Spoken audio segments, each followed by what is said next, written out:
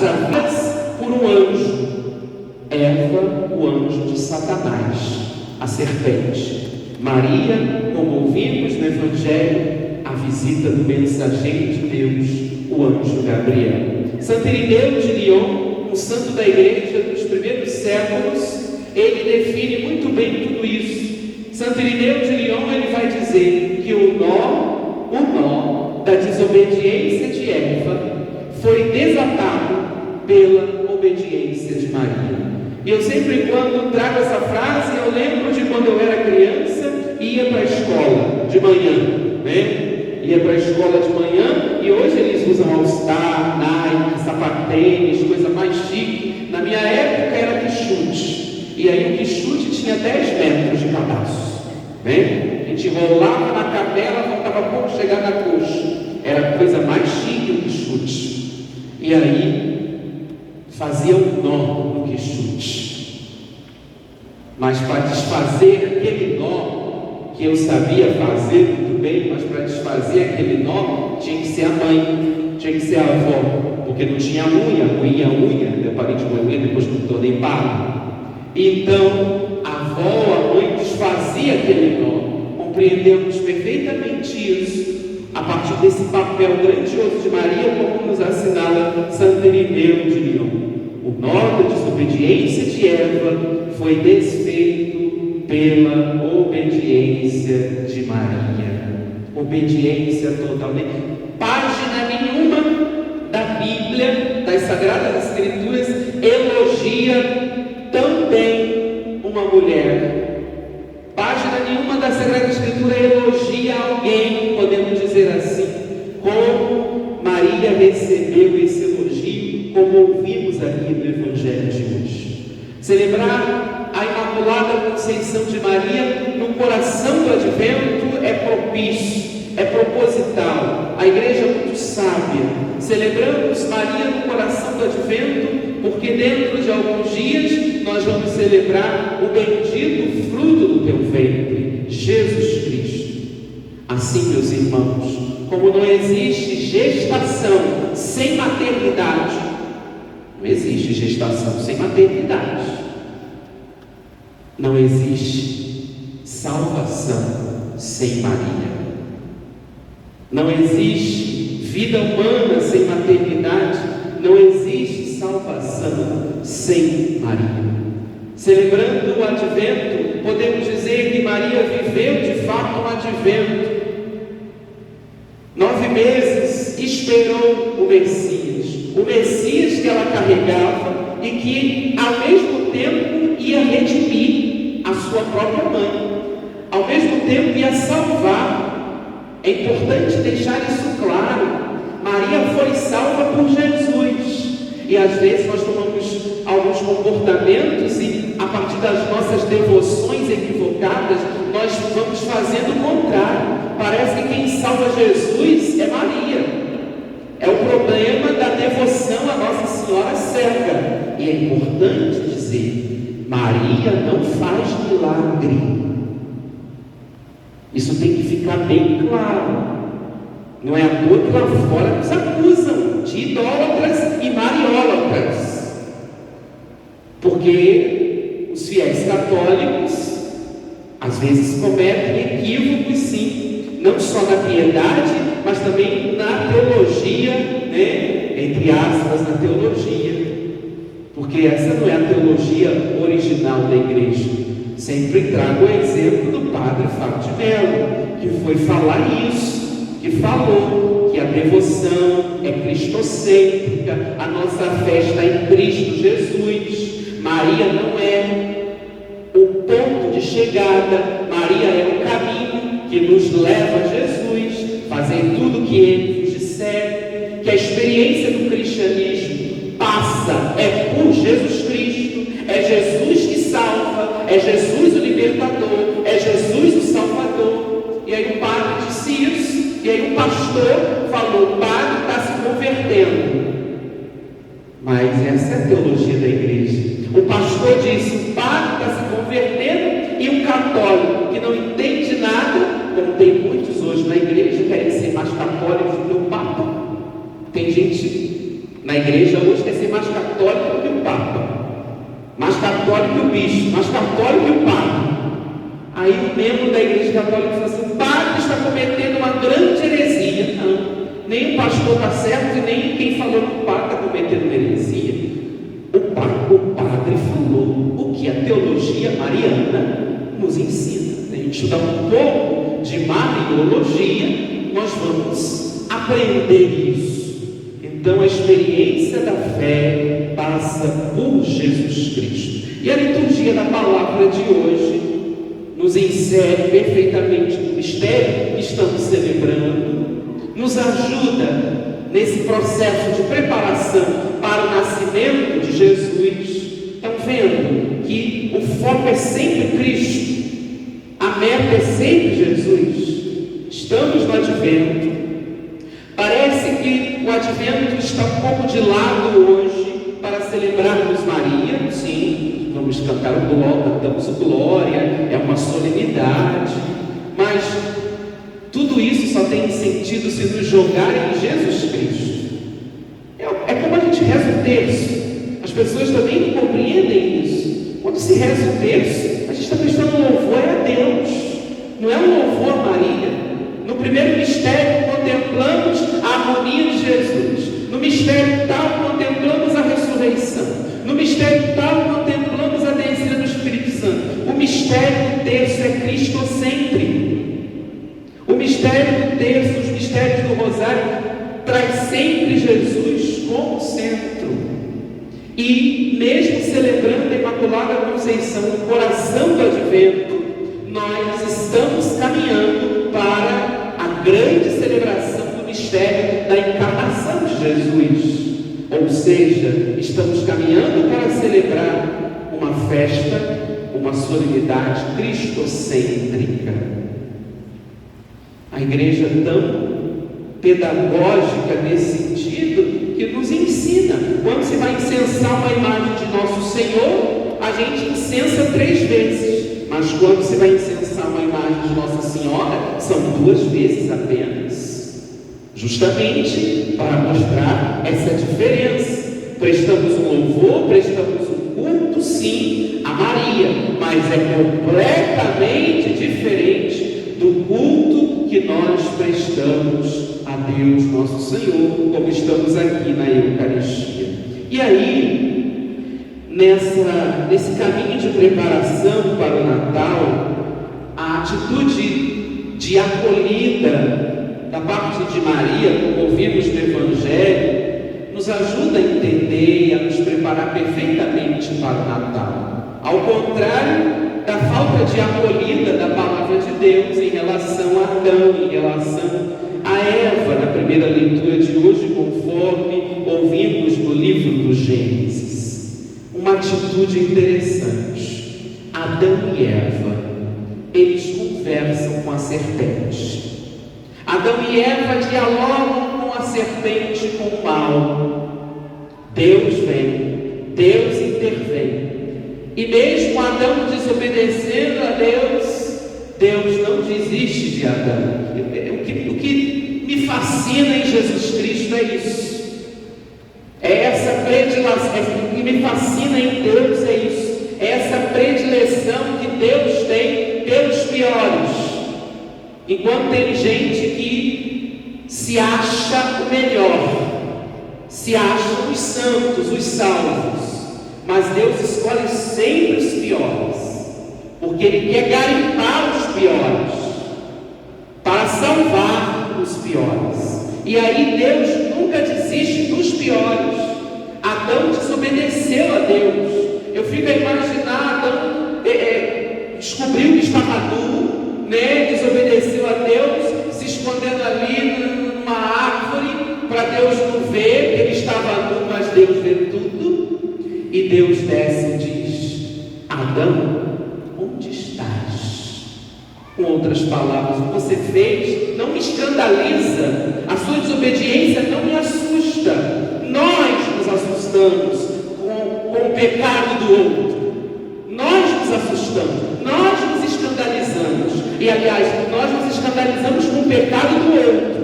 Com os nossos pecados, a gente às vezes comete a mesma coisa que o outro, só que a gente não se escandaliza. O nosso a gente abafa. O nosso a gente continua fazendo embaixo das cobertas, escondido. O outro publicou o pecado. Aí a gente detona, aí a gente julga. Mas às vezes somos piores do que esses. E Deus como faz? Deus vem. Deus sempre vem ao encontro, sobretudo ao encontro dos pecadores. Adão, onde estás? E aí, meus irmãos, tem um detalhe nessa cena que nos faz paralelo com o Evangelho de hoje. Deus não conversa com a serpente. Deus conversa com Adão e Eva, porque quer redimir, quer salvar, quer libertar.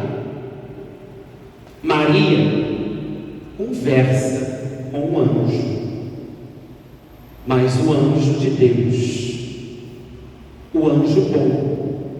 Adão e Eva conversam com a serpente, o anjo mau. Aí vem uma lição para nós em relação ao comportamento de Deus na primeira leitura de hoje, e o comportamento de Maria também no Evangelho.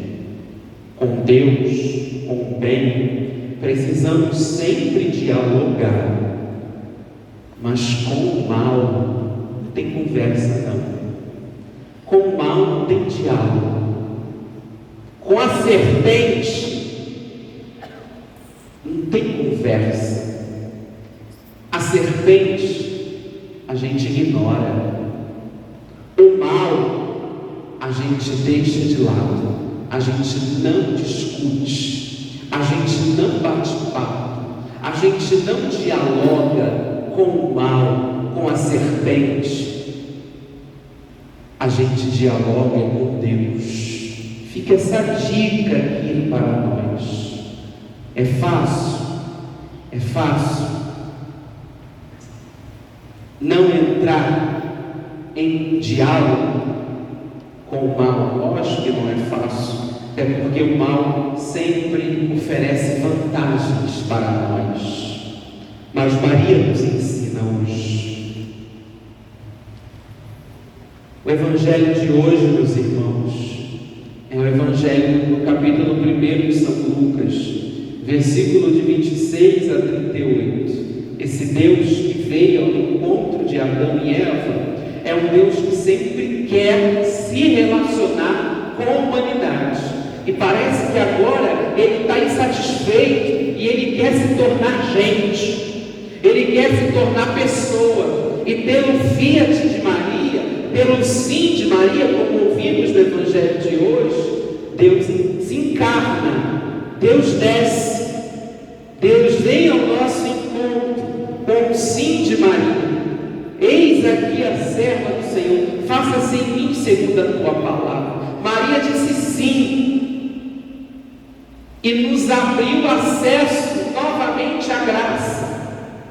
Mas o que ouvimos na primeira leitura não foi um sim, foi um não. Eva, ao contrário, e Adão disseram não a Deus. E aí, quando Eva e Adão disseram não a Deus, houve um bloqueio em relação ao acesso do homem para com Deus.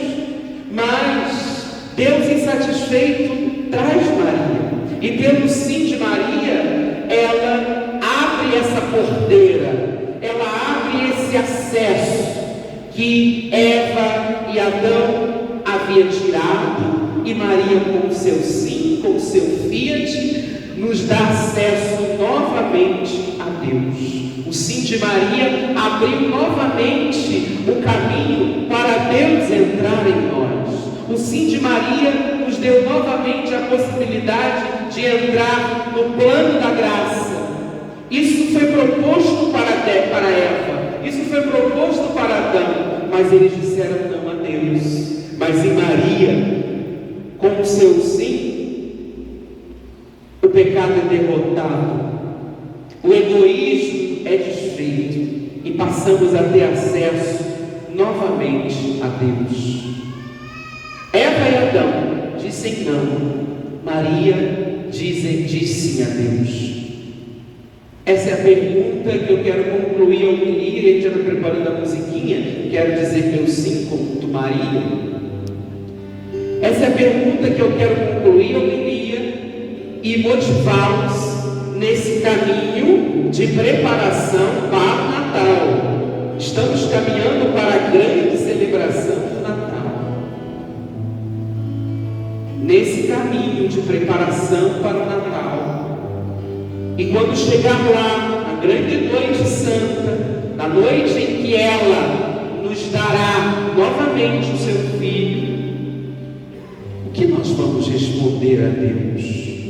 O não de Adão e de Eva, ou o sim de Maria? Para termos um santo Natal, o que vamos acolher no nosso coração nesse caminho do Advento? O sim de Maria ou o não de Eva? Não se esqueçam que com o sim de Maria a história da salvação teve uma guinada. Com o sim de Maria tivemos novamente acesso à graça. Com o sim que podemos dar a Deus, nós teremos com certeza acessibilidade ao trono da graça que o próprio Deus nos oferece. A partir sobretudo da nossa fé. A fé de Maria nos inspira, a esperança de Maria nos inspira, a confiança de Maria nos inspira. Peçamos a Deus isso, meus irmãos. Esse deve ser o verdadeiro devoto de Nossa Senhora. A devoção hoje também, às vezes, vai caminhando de uma forma muito superficial. Eu sou devoto daquele santo, sou devoto daquela santa, mas não se vive um terço daquele santo e o daquela santa nos ensinou o seu legado. Maria hoje no seu Evangelho, no Evangelho da liturgia, Maria hoje como uma grande protagonista da ação de Deus no Evangelho, Maria nos ensina a dizer sim sempre a Deus, e com o mal não dialogar, com as serpentes que vão aparecendo na nossa vida, com as cobras traiçoeiras que vão se apresentando para nós, com requinte de maldade, a gente não conversa, a gente ignora esse tipo de mal, esse tipo de anjo de Satanás, esse tipo de serpente. Mas com Deus não. Com Deus queremos diálogo, aprendendo na escola de Maria. Vamos cantar. Quero dizer meu sim, como tu, Maria, cantemos. Quero dizer meu sim, como tu, Maria, como tu, um dia, como tu, Maria. Todos de pé.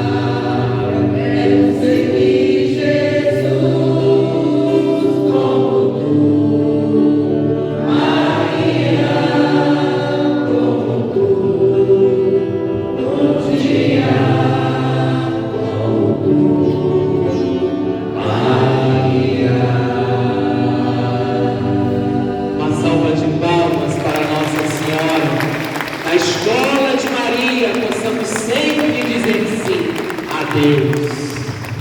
Rogai por nós, Santa Mãe de Deus, para que sejamos dignos das promessas de Cristo. professemos a nossa fé.